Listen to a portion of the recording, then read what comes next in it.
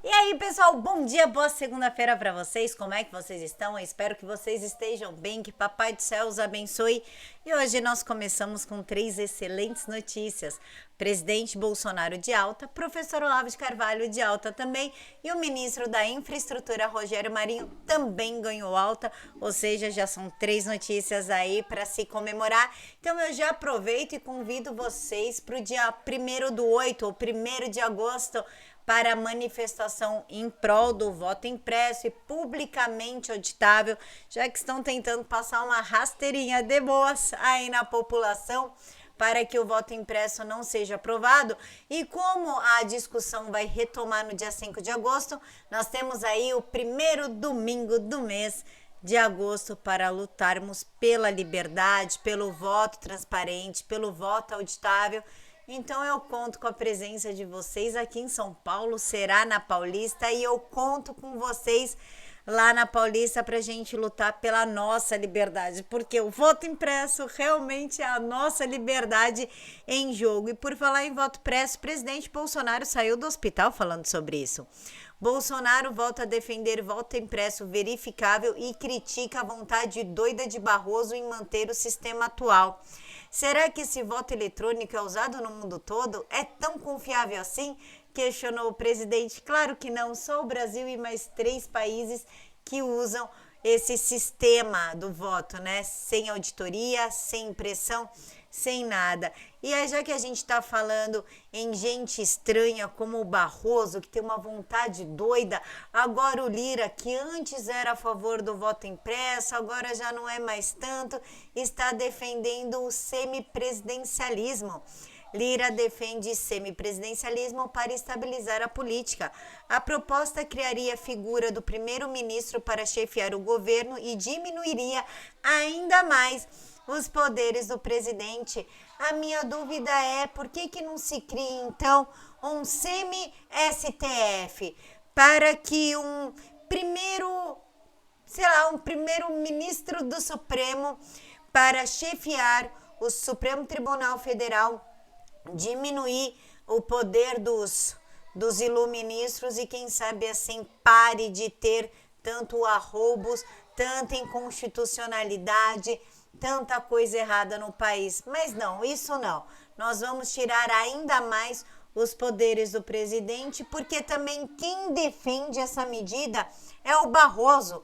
Quem votou a falar em implementação de semipresidencialismo foi o Barroso, depois do presidente ter falado sobre o voto impresso. Inclusive teve o vídeo do deputado federal Felipe Barros com o hacker mostrando como ele invadiu o TSE. Mas o Barroso preferiu não falar sobre isso, e o Gilmar Mendes também veio pedir o semipresidencialismo, só que sem plebiscito, sem consultar o povo. Para que a opinião do povo? O que interessa a opinião do povo? O povo tem mais é que calar a boca, pagar imposto, sustentar lagosta, sustentar terno, sustentar motorista, gasolina, carro particular, aposentadoria. Cabe ao povo pagar e calar a boca, segundo Gilmar Mendes. A medida pode ser imposta como intervenção mínima. Povo querendo ou não, entendeu? Vai ser colocado. E já que a gente está falando em gente abjeta, vamos falar do embaixador da China no Brasil, o Yang Yaming. O presidente Bolsonaro, ao sair do hospital, disse que só Deus me tira da cadeira presidencial. Ao que o embaixador chinês respondeu: quem é Deus? Povo é Deus, é o povo que faz a história e determina a história. O que ele quis dizer com isso? Não sei. O que eu sei é que a China está bancando todas essas manifestações selvagens, violentas, de quebra-quebra, de agressão a policiais. Quem está bancando é a China através de sindicatos. E já que estamos falando na China, essa China que o Lula acha um país sensacional, um país forte e que todos deveriam seguir o exemplo para ter um Estado completo, forte e que mantém o povo ali a mão de ferro. A China obriga professores a negar a sua fé e promover o ateísmo em sala de aula.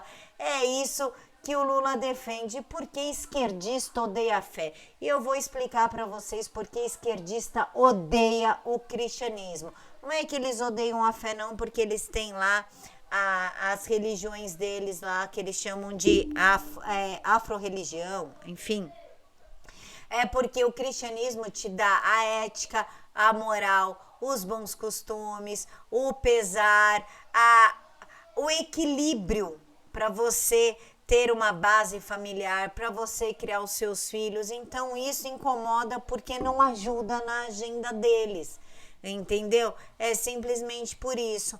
Mas caso as urnas não tenham voto auditáveis e o ladrão de 9 dedos vier a ganhar, é esse tipo de coisa que eles defendem. E o Guedes tomou uma medida arbitrária, a meu ver, arbitrária, já vamos deixar claro aqui, a meu ver, mas eu faço questão de saber a opinião de vocês sobre isso, que é o Guedes querendo tributar grandes fortunas para financiar o Bolsa Família. E por que para mim isso é arbitrário, não é liberal e é totalmente contraproducente? Porque a partir do momento que se taxa grandes fortunas, os bilionários retiram as suas economias do país e levam para outro lugar. Acabou, eles retiram suas empresas e levam para outro lugar. Com isso, promove-se menos investimento no país, menos emprego. Essas pessoas, vamos imaginar, sei lá, pensar aqui numa empresa, Ford, sei lá porque veio a Ford na minha cabeça, mas vamos usar a Ford. Passa a ser taxada, já paga imposto, já paga a folha de funcionário, já paga os impostos decorrentes de ter uma empresa no Brasil, já paga um monte de coisa. Vai fazer mais uma taxa, o cara vai pegar as coisas dele, fecha no Brasil e leva para outro país. Olha quantas pessoas vão ficar desempregadas com essa medida. Eu sou totalmente contrária a isso, mas eu quero saber, claro, a opinião de vocês. Segundo o ministro da Economia, o aumento dos benefícios em 20% custeará cerca de 50 bilhões e será menor do que os 50% prometido pelo presidente Bolsonaro no mês passado. A tributação de dividendo das empresas, que deverá ser implementada a partir da reforma tributária, financiará o reajuste do Bolsa Família prometido pelo governo para novembro. Em live do jornal Valor Econômico, na manhã de domingo, o ministro da Economia, Paulo Guedes, disse que a aprovação da reforma com o texto atual permitirá a injeção de 50 bilhões no programa social, com um reajuste de 20%, menor do que 50% prometido pelo presidente. Mas com isso precisa-se taxar as grandes fortunas e não, eu não acho isso correto, isso é contraproducente, isso afasta investidores do país e o pior, retira os que a gente já tem. Mas eu queria muito saber como vocês veem essa história de taxação de grandes fortunas. Encontro vocês ao meio-dia. Fiquem todos com Deus. Que Papai do Céu os abençoe imensamente. Um mega beijo no coração de todos e até daqui a pouquinho.